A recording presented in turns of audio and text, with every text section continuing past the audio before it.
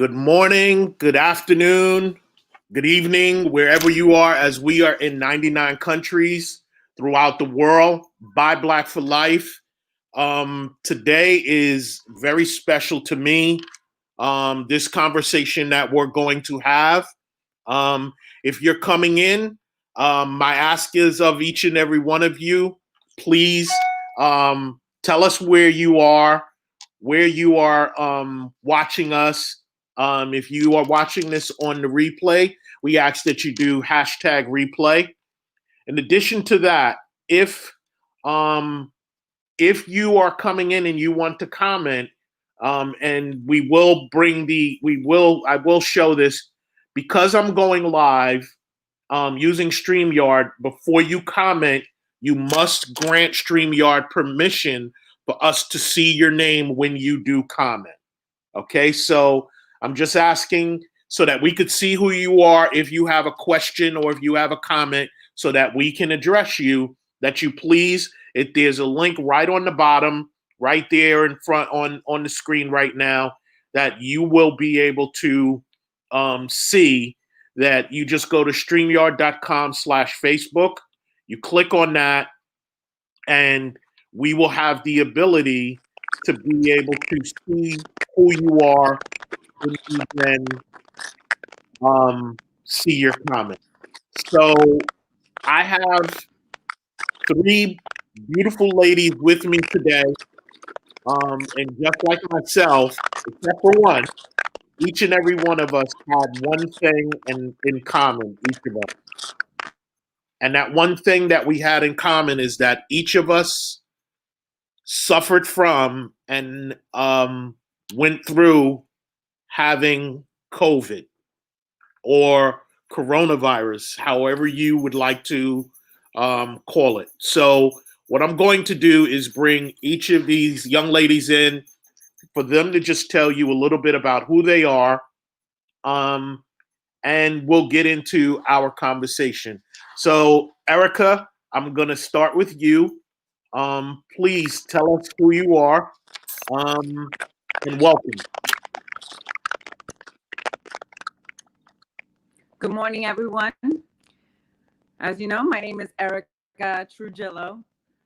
I'm so glad to be here to be speaking to all of you about COVID and how it affected us, my business, and how it possibly can relate to the way that it affected yours and just our lives. Thank you, Erica. Erica's a dear friend of mine. So glad to have you here. So glad to see you alive and okay, to be honest with you. Next up, very dear friend of mine and colleague, someone I hold near and dear to my heart.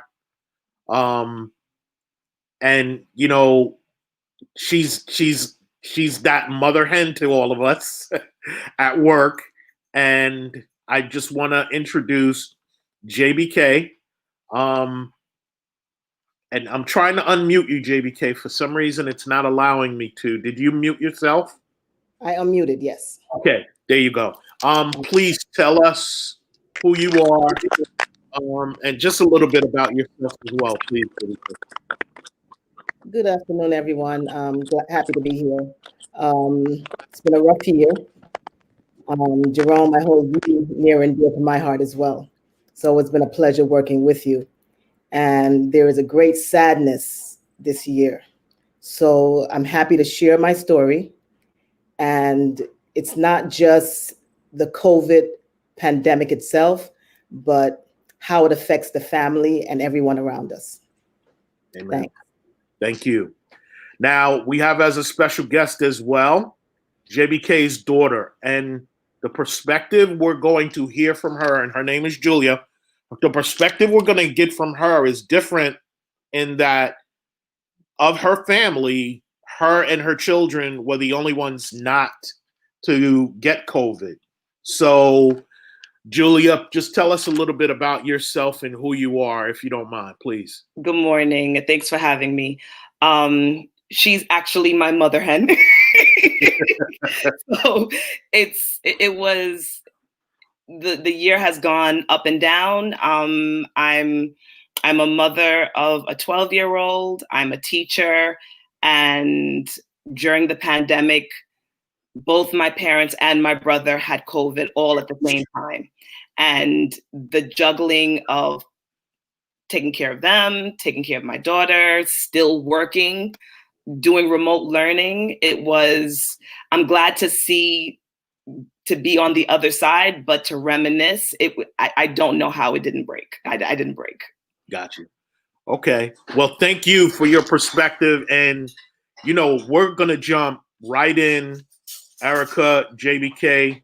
And Erica, I'm going to start with you. And what were your symptoms, Erica, when you first realized that you had COVID?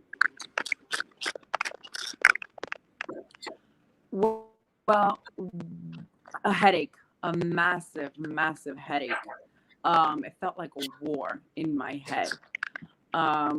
No matter how much Advil or anything I would take, just didn't seem like it was enough. Followed by a.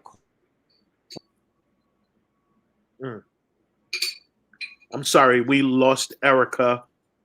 We'll when she comes back, we'll allow her to pick up. JBK, what about you? Share, what were your symptoms when, what were you feeling? What were your symptoms when you first realized you had COVID? Right. I have to go back a little bit.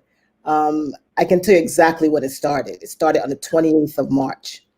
And we had a birthday celebration. My son, my husband, it was my son's birthday. We prayed and we held hands. Once we held hands, we all got up and we went immediately to wash our hands. My son and I felt something in that moment. My husband said he didn't feel anything, but we felt something. And that evening, the fever started. That's where it started. 102 fever for 7 days. Wow. So that's where it started. That's where it started for you. Erica, I'm sorry. I know technology can be, a challenge some of the time. And if you don't mind, continue with what you were saying. And you have to unmute. I'm trying to unmute you, but it won't allow me to unmute. Go ahead.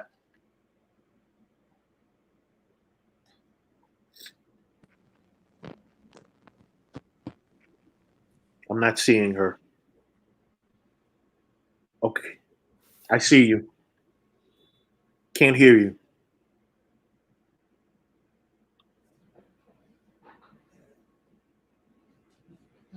It's saying your mic is not connected.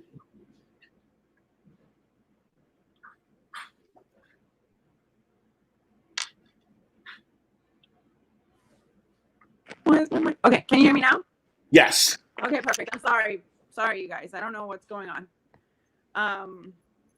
So I missed everything. So when that first question, what were your symptoms when you first realized you had COVID? So it was a massive headache. No matter what I would take, it just wouldn't go away, or didn't seem to take the stabbing pain that I had in my head. A cough that would come from like the depths of my soul. I mean, I've had, the flu before. I've had a cold. I have had allergies, but this cough was just like I would have to gear up just to, let the cough out. Yeah. I had a fever. And just I felt so lethargic. I couldn't move. I literally thought I was dying. So for me, and I believe JBK, my symptoms happened maybe a week before yours. Yeah. And for me, I woke up at like 4:00 in the morning, got out of bed. My wife was still sleeping, realized the bed was wet from sweat. I knew something wasn't right.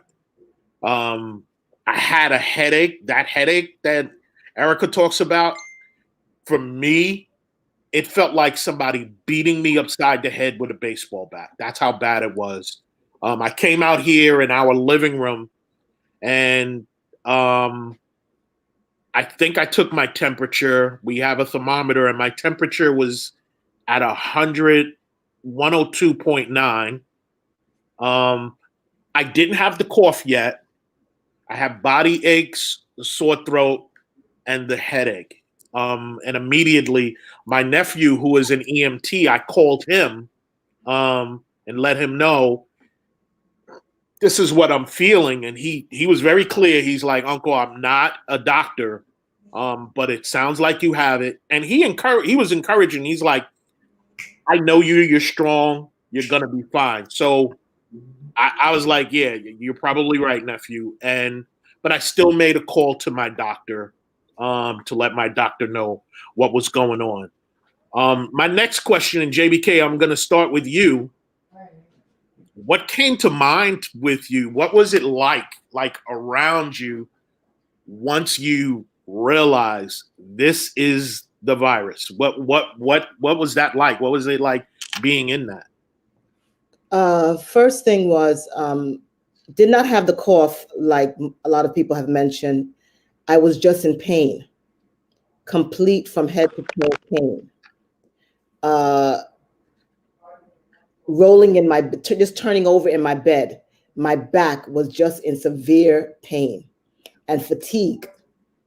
A fatigue that I've never felt before in terms of standing, and the breathing issues did start later on, where it was more like a hiccup, not like, it's like all of a sudden like you missed a beat in terms of breathing, something of that nature. But let me start by saying that one thing was, in the beginning of this pandemic, my mom was in a nursing home. My whole issue was not being able to see her. Right. Not being able to care for her. And I don't think COVID, although it was in the forefront of my mind, so much was going on that everything else was a part of COVID, of this situation that we were going through. Right. In the beginning of March, before I got it, Julie was quarantined because somebody she worked with had it.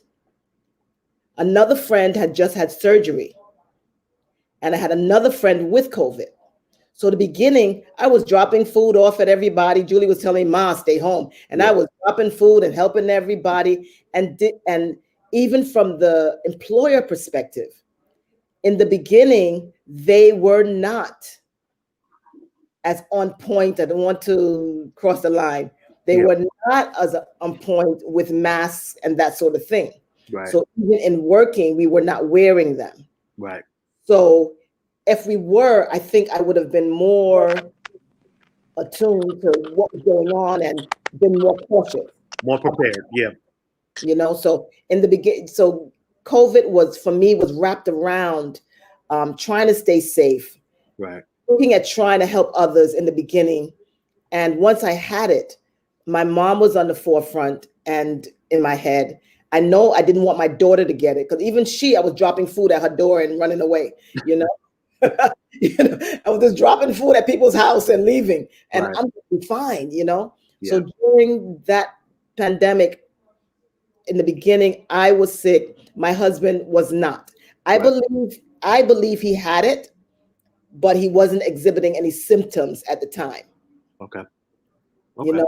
So for me, and during that time, at the height of a fever of 102, I was hallucinating, which I didn't say anything to anyone about. I knew I was hallucinating. Yeah. I knew I was seeing things. I wasn't that out of it. I knew I was seeing things that really could not possibly be there. That's real. That's real. It was real. That's real. Yeah. So I knew I was going through this fear of anything else. I was just concerned about everybody around me and just depressed about people going through this. Okay. Julie, you're a school teacher, right? And now your mom has it, right? Yeah. And of course, number one, you got to protect you and your own kids. Now you have the mindset of the kids at school. You were around somebody that was exposed to it. What did that Planet Julie feel like at that particular time? Well, to piggyback on what mommy said, I was exposed. I went to help a teacher because I was a literacy coach. So I went to go and coach a teacher, and we immediately went into we went fully remote. But before that, it was like 3 days, and so I was online with one of the teachers, and I'm trying to get into work, and she says, they told me not to tell you, but I'm going to tell you because I know you have a daughter. I got tested positive for COVID. And so then I immediately called mommy. I immediately called my doctor. They said to just straight quarantine. So it was that cover up of, we don't know with HIPAA laws, we don't know who to tell, wow. But they weren't telling teachers who was exposed, and it was a blanket statement. Well, you're in New York City, so we have to assume that everyone was exposed. So I was home already quarantining. So when my brother's birthday came around, I was in the midst of quarantining. So that's why I wasn't there. Got it. Okay. So mommy's experiencing her symptoms, but she can't get a test. Daddy's starting to exhibit symptoms, and I'm on the phone trying to call the state, trying to get them set up. No one has a test anywhere. And then I'm listening to the governor say, oh yes, we have a ship all the way on the west side. We have the Jacob Javits Center. People are dying in the heart of Flatbush, Brooklyn. And it's mind-boggling, but you're just trying to trug along and do what you have to do. And then my brother started coughing. And then my father decided, okay, I'm going to finally go get the test. And then by the time he got the test and he got diagnosed, like maybe on the Monday, my mother called me crying uncontrollably. I have never heard a scream like that from her in my entire life. Okay. And they took Daddy away. Mm-hmm. My brother is crying, and I can't leave. Got you. Don't get ahead of us. Don't get ahead of us. Don't get ahead of us. But listen, let me just say one thing about the emotion you're showing and feeling. Please don't hold back, because all of us feel that, and honestly, we have felt it. So we support you, whatever you're feeling. I know, just sitting and talking to my wife, talking to my kids about the experience, I get it. And I'm not shy about the fact that I've shed many a tear. So please, I understand, but I don't want you to get too far ahead about where we're building up to. So Erica, what was it like during that time for you when, okay, I have COVID? What does your world? Did your husband and the kids get it as well? Well, this is the thing. I live with my husband, my son, and my daughter. My son, my husband, and I, we had it. My daughter has never had it. So when I got sick towards the end of March. And, you're hearing in the news, people are dying, there's long lines. The testing is almost impossible. So I know New York City had a hotline where you could call and perhaps schedule an appointment for this test. So I go ahead and I try to see if I could schedule something. And they told me they didn't have openings till 2 weeks later. In my head, I'm thinking, in 2 weeks, I'm dead. Basically, yeah. I'm dead. So testing for me didn't come because I have an ailing mother too. That, yeah. I have a mother who has cancer, so she's going through it. She's going through the radiation, through the chemo. Here I am. I know I'm sick. I can't get to a testing site. I can't, because I'm deathly afraid now just to even walk out, to touch anything. Remember when they were saying you can't, if anything you touch, you have to wash your hands. Stays You have on to have hand surfaces. Yeah. sanitizer, which Yeah. was another issue. It wasn't around. They had completely depleted in all the supermarkets and any stores or anything. So I was just deathly afraid of going out and leaving my house. So I prayed to God and isolated myself. I stayed away from everyone for 2 weeks. Yeah. I don't know how I got through it. And I was working as well. Yeah. That's And right. where I was working I was literally 4 blocks away from the very first COVID death in New York. So I'm thinking this is an epicenter. If that person passed away, just 4 blocks away from me, how am I safe in going out and trying to seek any type of help? Yeah. I barricaded myself and I told everyone to do so as well. I stayed away from my mother who needed me. And that's hard. I know that's hard. And I know you communicate about your mom and what she's dealing with the cancer. And I keep her in prayer. I keep you in prayer, especially during this time. And we had talked when we talked yesterday about the the unaccounted deaths because of COVID that aren't COVID related, but because healthcare workers have to focus on COVID patients, that's taking away from patients that might have other issues and concerns. So I understand that, and I keep you in prayer, Erica, and keep your mom in prayer with respect to that. Thank you. And I want to say, for me, how it was, right? And when my wife had traveled for work. She went to Vegas for work. And when she came back on a Sunday, and we worked from home. I believe Tuesday and Wednesday. Monday, she went into the office. Tuesday, Wednesday, we're working from home.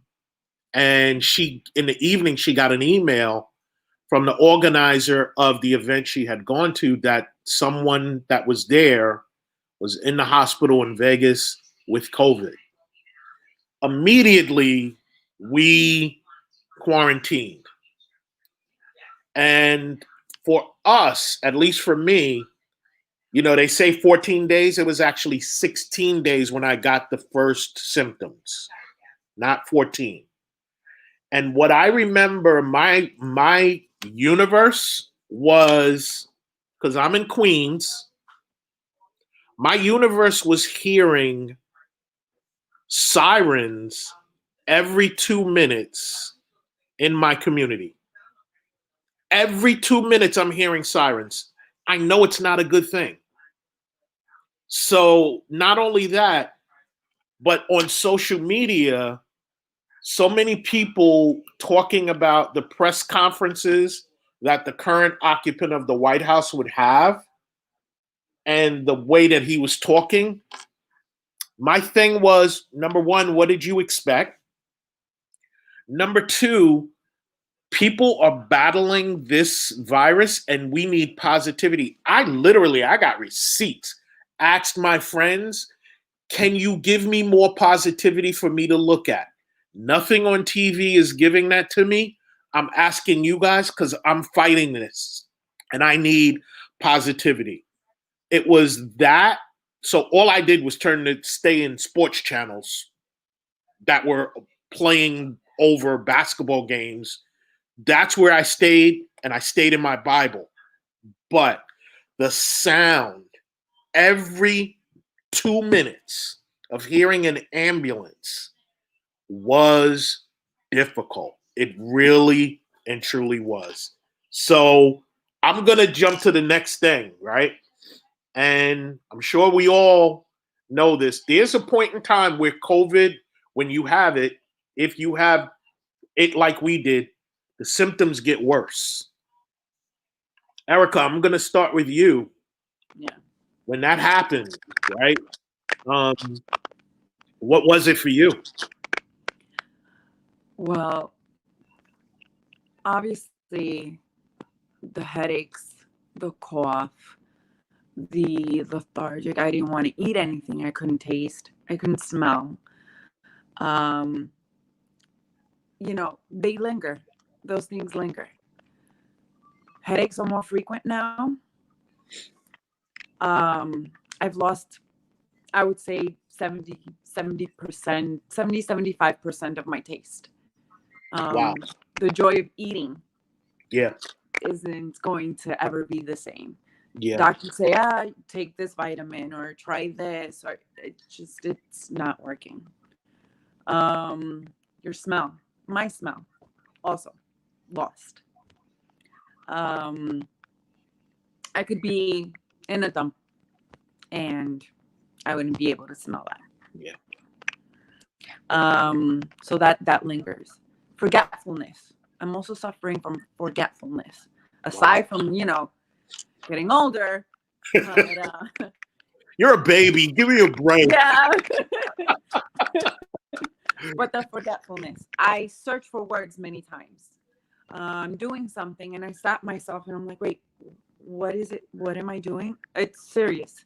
My wife calls it COVID cloud. Yes. COVID cloud. Yeah. Yes.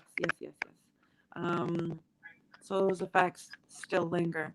When I was in it bad, you get to a point, or at least I got to a point where I was like, is this the time where I'm going to now have to start saying my goodbyes? Is this what it's going to be like? And you're coherent, you know what's going on. You don't want to listen to the news. You don't want to know that your next door neighbor has passed, as close as your next door neighbor, and you're sick and there's nothing anyone can do. You're afraid to go to the hospital because in the hospital you're probably going to get it even worse. There's no one there to tend to you because you're afraid, to give them COVID. Right. So you're alone. Yeah. And that fear is very present every single day. Wow. Thank you, Erica. JBK, that moment where it got worse for you. What did that look like? What did it feel like?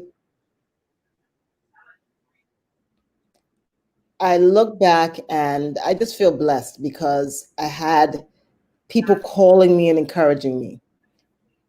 Food being dropped off. My daughter came and picked up my laundry, and she is my rock for this family.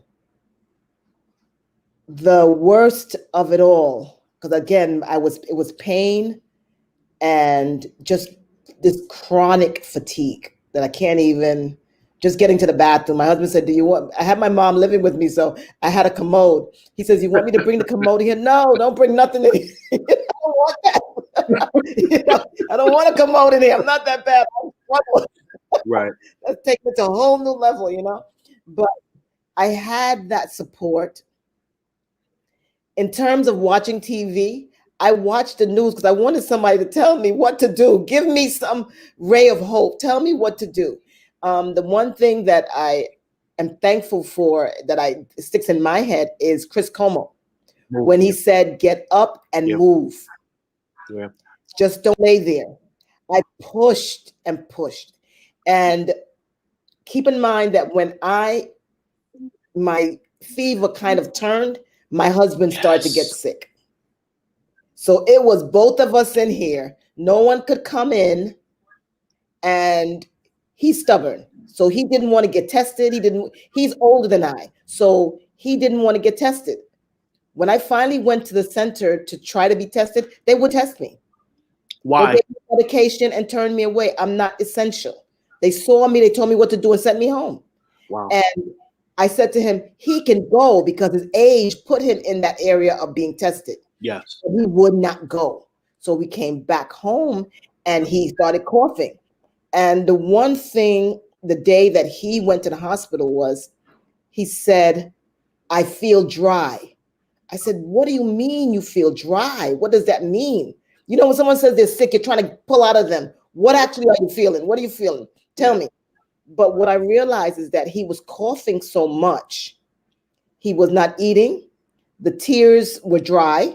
His eyes were dry. So he couldn't close them. So I had to make him put like a wet cloth over his nose to breathe in that moisture. And that's something a friend told me a long time ago when you travel, to have that moisture up in the air. And I remember that, and I thank her for that. But the worst part was when he got sick and we both were struggling. Washing a dish in the sink was like, stand there for 2 minutes, sit down.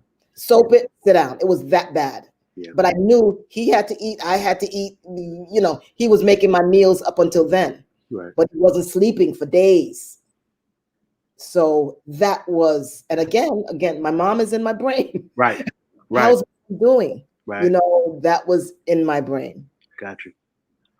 Julie, and you started to touch on it. The worst for you being on the outside looking in, that phone call from your mom's, and then your dad gets it. Yeah. I think the worst part was when it was like a blessing and a curse, because daddy was in the hospital, but mommy can now focus on herself. Got you. And not her and my father. Right? So when daddy went into the hospital, he's calling me, telling me that they're not giving him the medication, but he was in such immense pain, but there's a schedule. And so it was me calling the hospital every hour on the hour, trying to get updates on what's going on. Me then updating mommy and my brother. Me trying to get an appointment for my brother to get tested, because we already know mommy has it, even though she didn't get tested. But trying to get him tested, and then I have family overseas watching MSNBC telling me, tell them don't give him the hydrochloroquine. Right. And I'm trying to make I can't make these decisions. Yeah. It was very difficult. But the worst part was my father called me at 4 a.m. in the morning and told me I can't go on. He called me at 4 a.m. and the day before that, I brought him a care package. I don't know why mommy told me to give him some razors to clean up himself. But I'm like, mommy, why does he need razors? No, he needs to clean up. And I dropped a care package with A&D ointment because his lips were dry. And then he calls me at 4 a.m. and said, I cannot go on. And I'm like, Daddy, do you still have those razors? Yes, please give them to the nurse. Please call them now and give them to the nurse, because I've never heard him. Yeah. Once he said I can't, he's given up. Yeah. He's given up. That was the absolute worst. That was the absolute worst. I could speak to that, Julie, and I'll never forget. We had video conferences, because when I got it, my wife got it, but that chick in 3 days was good. I'm so mad that she was so good, and here I am suffering, right? So we had a video conference with our doctor, and she was very clear. She said, Jerome, make it through days 7 through 11 and you're good. I had no idea, right?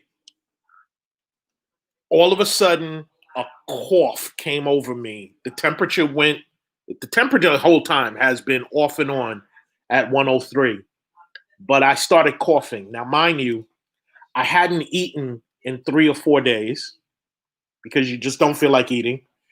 Like you, Erica, I lost my sense of taste, my sense of smell. And my sense of smell, I didn't even realize I had lost it until my wife said it to me. She said, can you smell anything? And I was like, no. And that's when it hit me.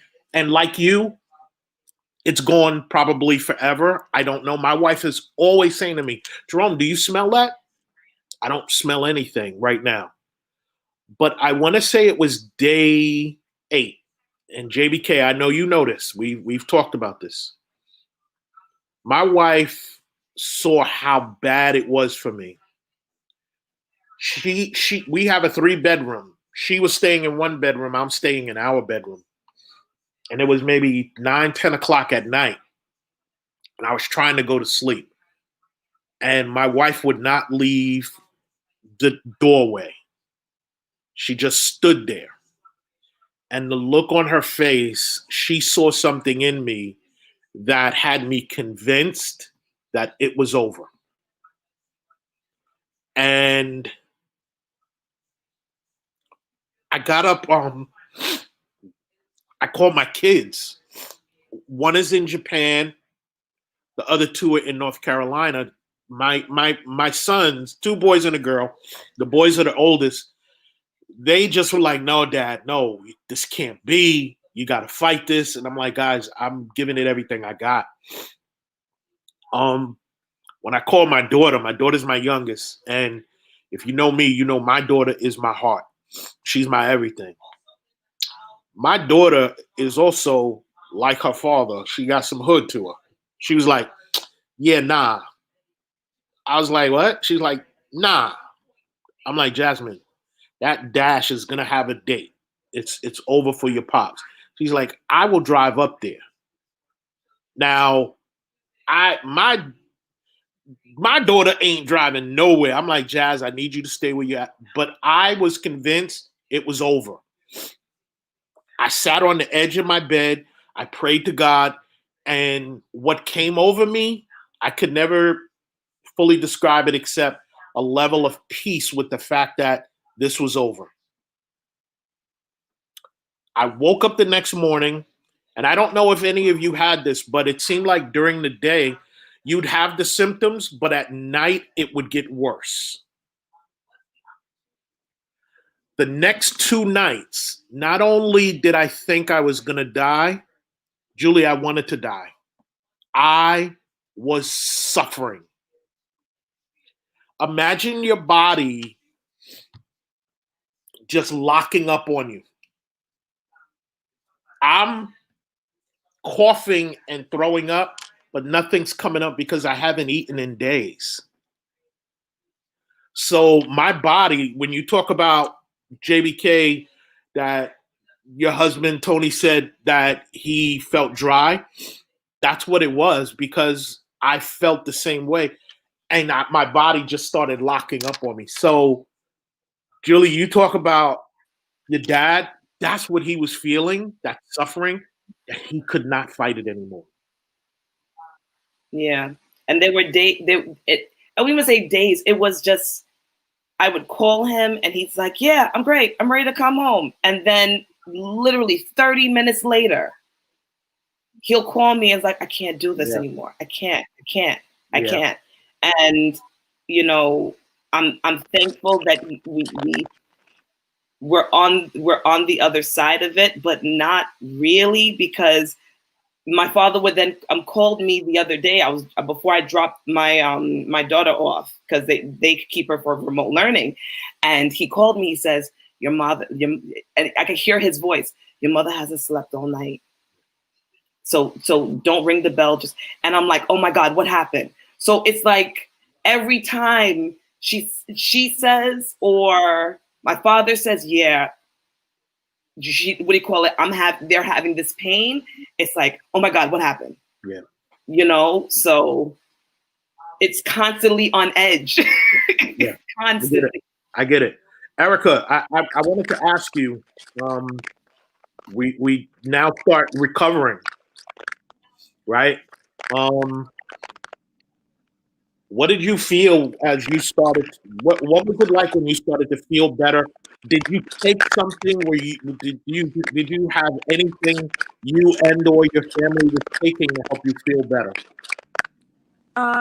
You know, like I mentioned before, it was hard for me to go and get tested. Eventually, I made it to an urgent care center. And there, at that point, it was still something very new. So even the physician wasn't sure if it was COVID. Right. So what he said, essentially, what, in the beginning, everyone was like, oh, just treat it like a flu. That's exactly what I was told. Just treat it like if it were a flu. I know what a flu feels like. This felt nothing like a flu. And if it was a flu, it was going to kill me.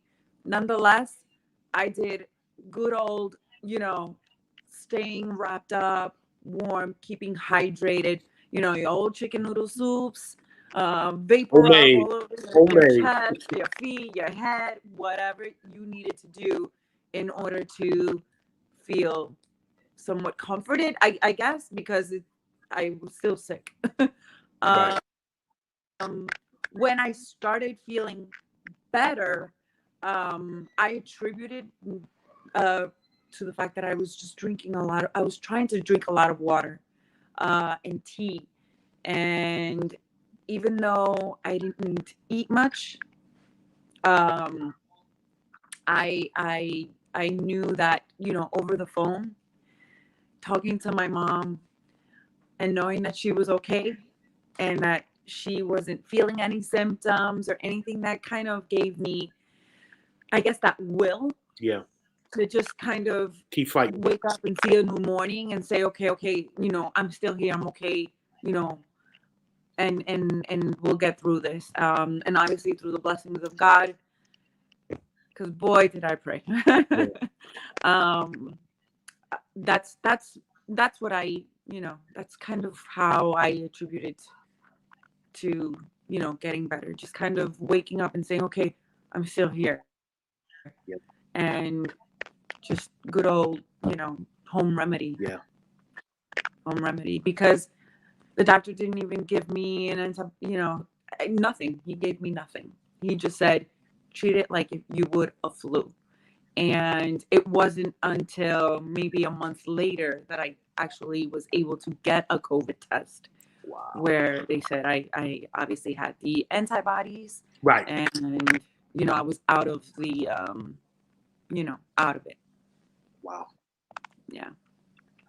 JBK, for you, what did that moment or feeling a little bit better, may it be the fever breaking, whatever it may be, what was that like for you? Well, as I said, towards the end of my recovery is when Tony was in the hospital. So it was a very you feeling better, but you still having concern about Tony. Right. Absolutely right. I'm still recovering. The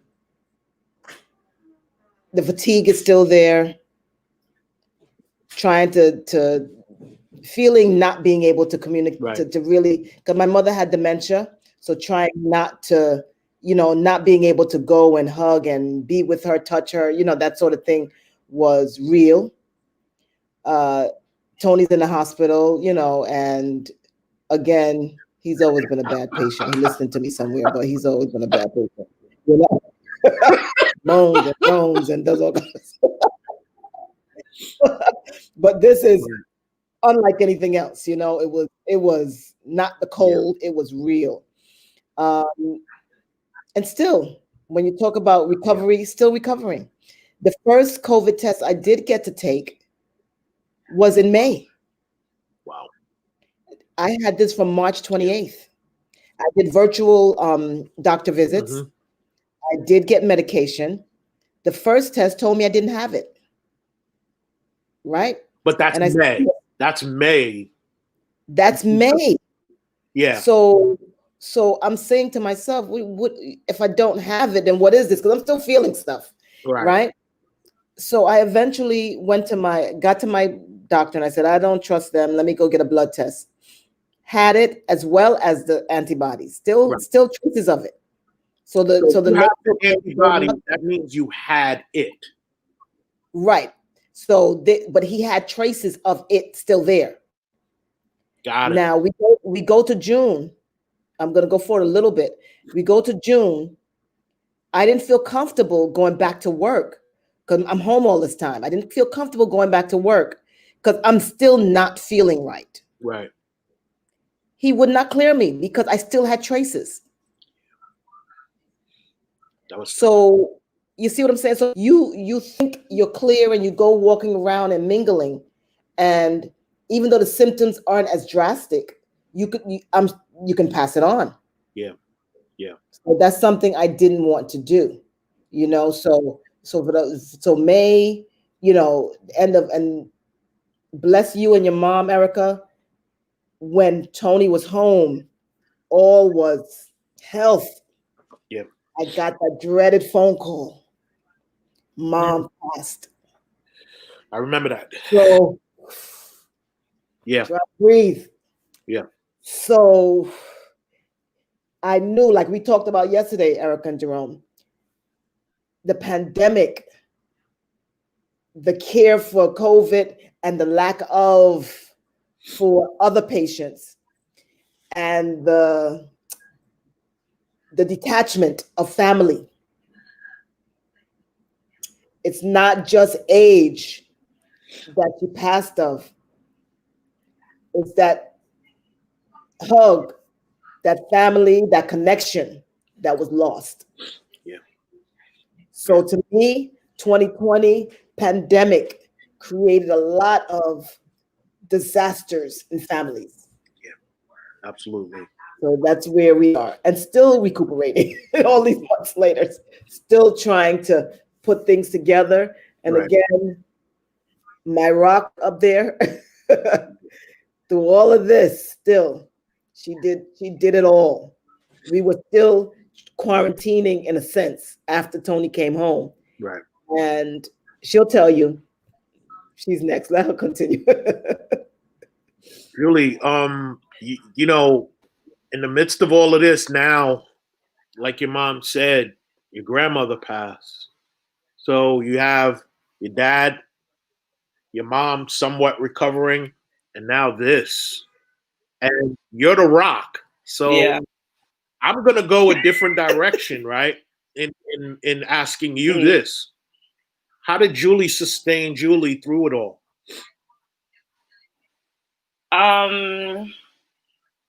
I don't know. I honestly don't know. I find I think I was on autopilot. Right. I had no choice but to be, because I had to check in at work. So I checked in at 7 a.m. Then I would run out, go get mom groceries, go, drop it off, come back, wake up my daughter, make sure she's online. Mind you, her granddad is her best friend, and she had no clue that they were sick. Oh, wow. So I'm literally crying in the bedroom, then wiping my tears. Baby, you okay? Okay. Right. So, you know, and dealing with all of, I was literally on autopilot, and then thinking that the worst is over. And then my grandmother passed, and it was like, okay, what do you need me to do? Yeah. Who do I need to call? Because I did the whole funeral. Wow. Because no one can really leave, and I was the only one that could leave. Right. Right.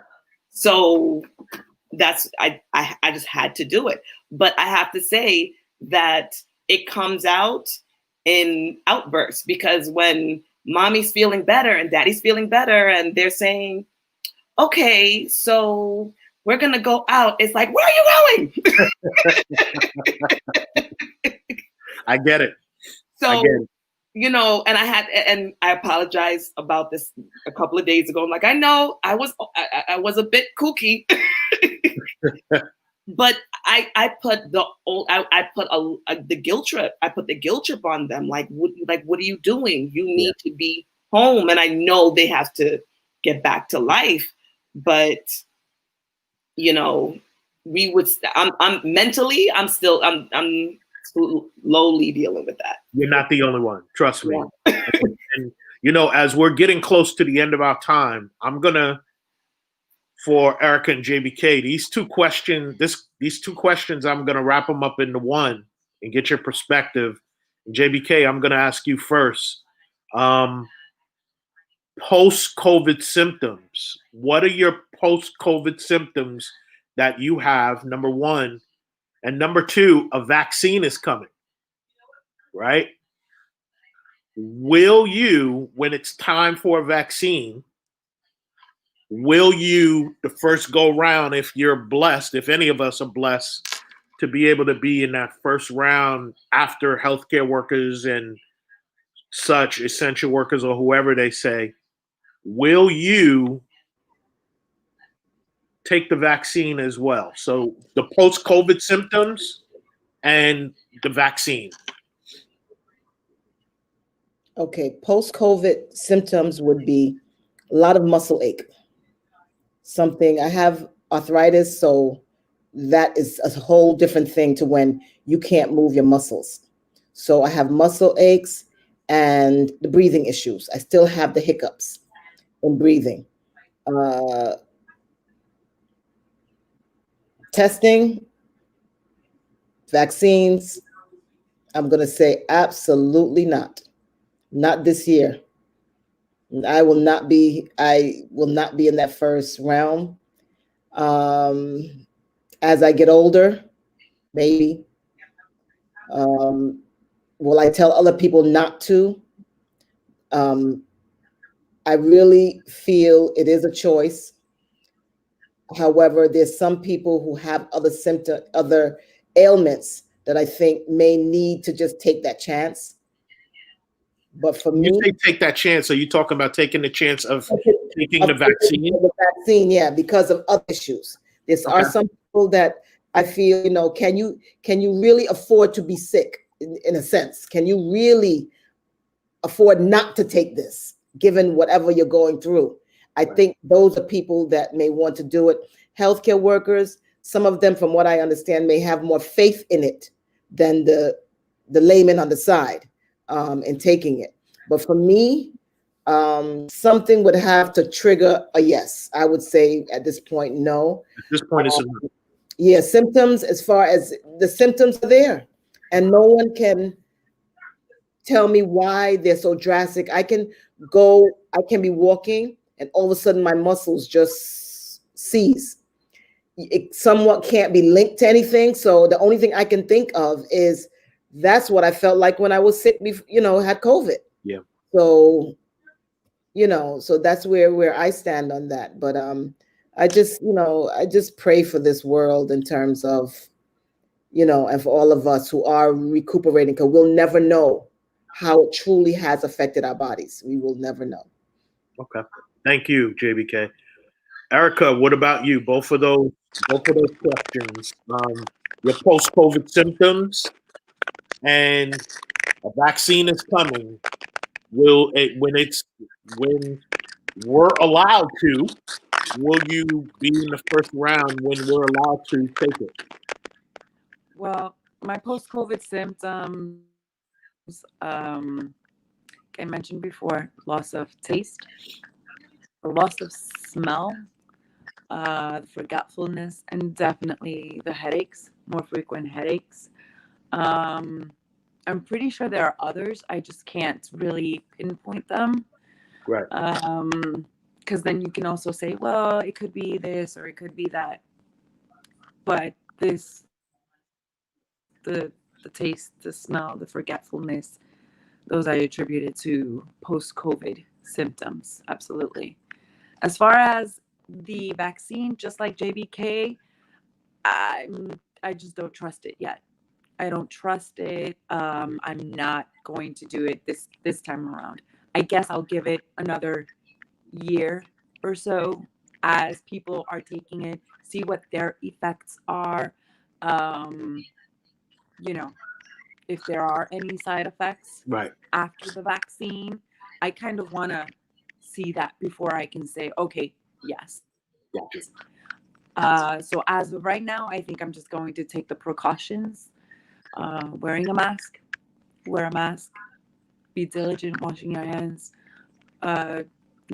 just trying to stay away. Gotcha. Thank you for that.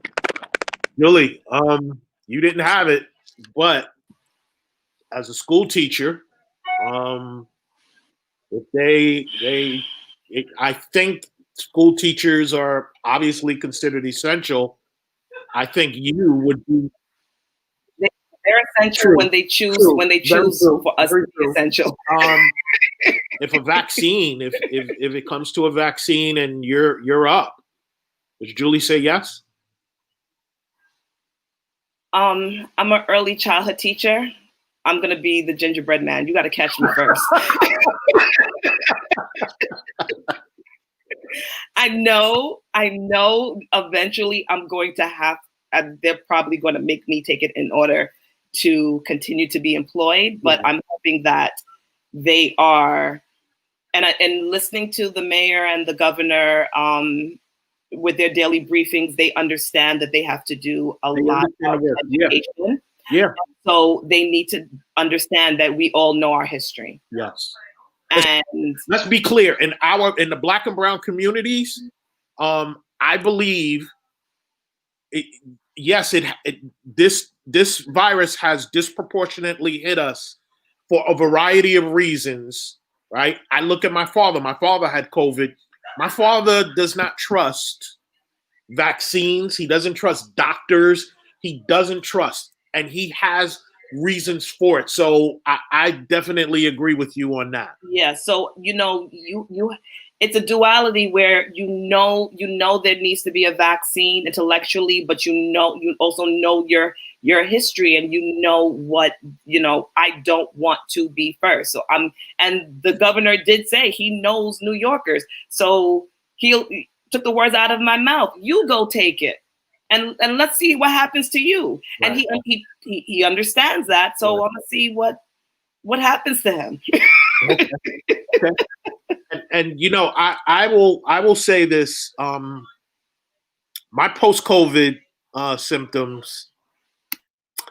I've had a headache since June. Every single day, headache. Hasn't gone away. I've taken Tylenol. I've taken everything you could possibly think of. Nothing helps. I have no choice to believe that that's post-COVID. I have fatigue. I'm a hustler. Anybody that knows me knows I hustle, right? I think the hustle in me is gone. I don't have the energy. I wake up every day thinking this is what I'm going to do for the day. I fall asleep. Honestly, I just don't have it. I also have scarring on my right side lung. MRIs, all kinds of tests the doctor took to see it, that there's scarring on my lungs.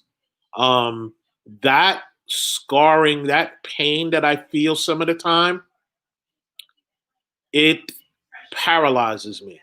And when I say paralyzed, I can't move. And it's not just for a short period of time. It could be the whole day. It could be days. This week was a terrible week for me. I actually went and got a COVID test yesterday. Praise God, it was negative. But the thing about our doctors is they don't know. When the doctor talks about the scarring, she says, Jerome, I have to be honest, I don't know. And that's the thing, the unknown factor with respect to all of this. I'm different from the three of you, right? I am a vaccine taker. I did the flu vaccine when did I see the doctor for my physical? In September. I went to see her 2 weeks ago because of my age. I took the shingles vaccine. If my doctor would have called me tomorrow and say, Jerome, I have a COVID vaccine, will you take it? By the time she's done with take it, I will be at her front door. My reason for that is I had a cousin that said to me that the flu is worse than COVID.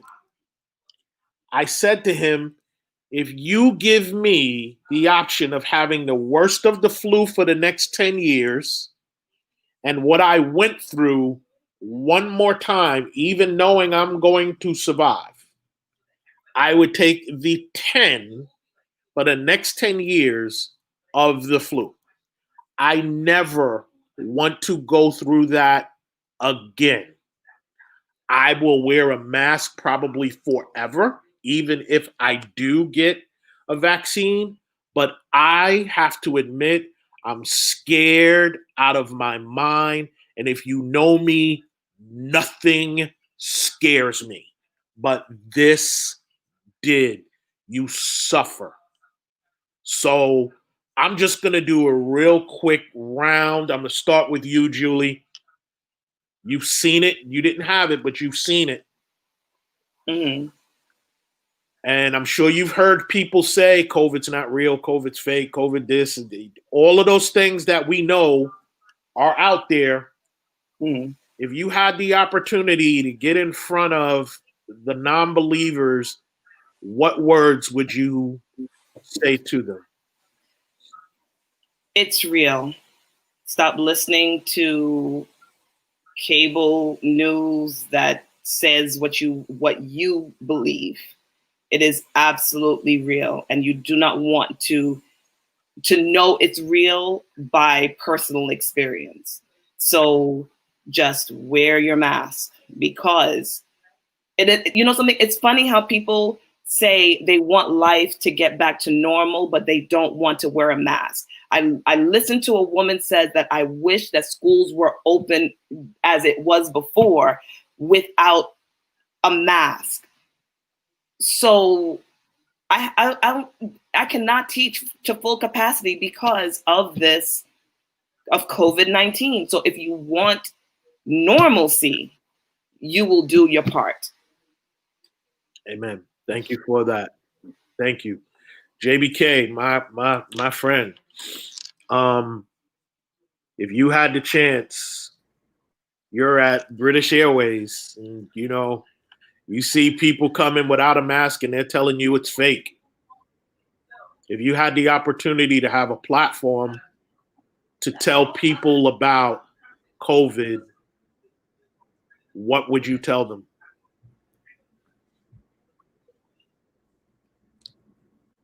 I would say this is our new norm for now. This is our life. This is the life of others.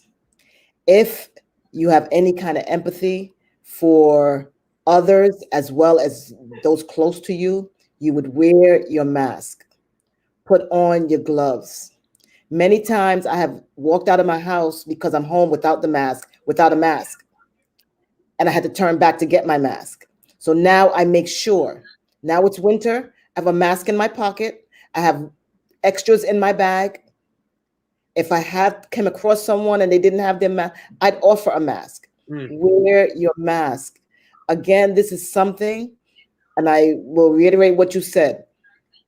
I've had the flu. I've had bronchitis. I've had high fevers, higher than 102. But the combination that took place in my body that has been continually going through its process since March. This is now December. Yes. It is real. There's no jokes going on. For those in other countries, states who are burning masks, and I don't understand. Your life has to be worth what you consider a sacrifice. Amen. Thank you for that, JBK. Erica, same with you. You have the opportunity to stand before an entire community, entire world of people who are non-believers. What words would you leave with them? I would echo what both Julie and JBK said. This is real. And you don't have to listen to the news if you think it's fake media. Just look around you. Listen to the people tell their stories. How many people they've lost, or they know someone who has lost, not just one, but an entire family. And how it affects everything. Just look around you. Things are closing, going out of business. And all you have to do really is just take care of yourself. so you can make sure you take care of everyone around you. Not be selfish. Don't be selfish. You know, do it for others. Do it for yourself. It's it's horrible. It's real, and unfortunately, we're not over it yet. It's still around. I know some people, and even myself, as we're working and everything, we kind of, you know, go through it and we forget. But let me tell you, if you've gone through it, you quickly realize and you reach for your gloves, you reach for your mask, and you know, you're frantic trying to get everything cleaned and Yeah. just making sure everything is tight. It's real and it's going to affect you if it hasn't yet. Thank you, Erica. I want to end by saying, Buy Black for Life. There's over 168,000. We're just under 169,000 people here. We're in all 50 states. We're in 99 countries around the world.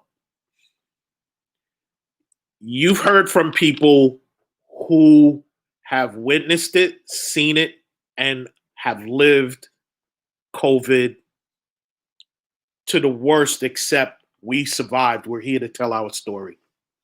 There are people who have gone on to pass away and they suffered in doing so. We suffered and we lived. I implore all of you to please be mindful of wearing a mask, distance. Don't be in large groups. This thing is real. I know personally more than 35 to 50 people who this has affected, and maybe about 15 of them are no longer here. Right now, someone that my wife's best friend's father is in the hospital right now fighting this. It's real. It's not something that's fake. It's not something that is the flu. Again, you heard me say, give me 10 years of the worst of the flu rather than me having this one more time. Even knowing I'm going to survive it, I'll take 10 years of the worst of the flu. It was that bad. So my ask, my wish, and my prayer as we get ready to go into Christmas and New Year's is that we all take precautions. We not congregate. We could do it again. We could do this again next year if we do everything we have to do. If I have the ability, I'm gonna rent out a stadium and let's have Thanksgiving. Seriously, that I'm so real about that. It's not even funny. So my ask is for each and every one of us to take precautions because COVID is real. COVID kills. COVID affects the Black and brown communities at a disproportionate level. I have seen and experienced in my own community that they didn't have medications when our doctor ordered it, and that the urgent care just reopened in my community. So it's my ask that all of us please take precaution, take care. I thank you to my esteemed guests that blessed me. I love you all. I pray for all of us to heal. And like we always say on our Education Saturday, for the love of our people, I hope you all have a great day. Peace and blessings. Thank you all. Thank you. Thank you, Jerome. Thanks for having us.